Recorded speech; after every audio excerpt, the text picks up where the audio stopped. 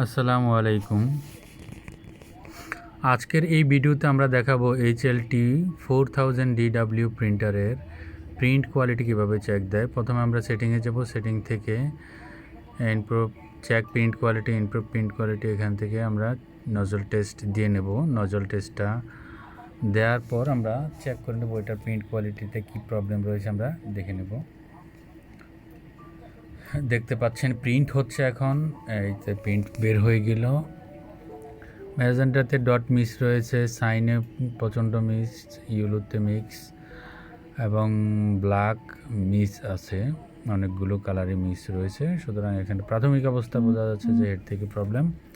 তো আমরা এটা আগে যাচাই করব, এটা প্রবলেমটা সলিউশন করার চেষ্টা করব। হোম বাটনে লং প্রেস করে ধরে রাখবো, দেন ব্ল্যাক স্পেস, দেন *864 প্রেস করে মেনটেন্যান্স মোডে ঢুকবো।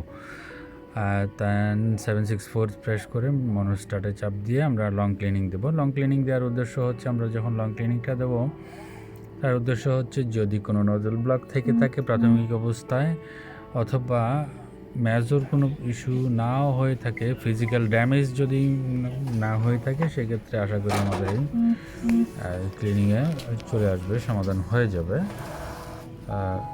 তো আমরা চেষ্টা করতেছি। এটা দেখতে পাচ্ছেন আমরা ক্লিনিং কমপ্লিট করার পর এই যে নজলের অবস্থা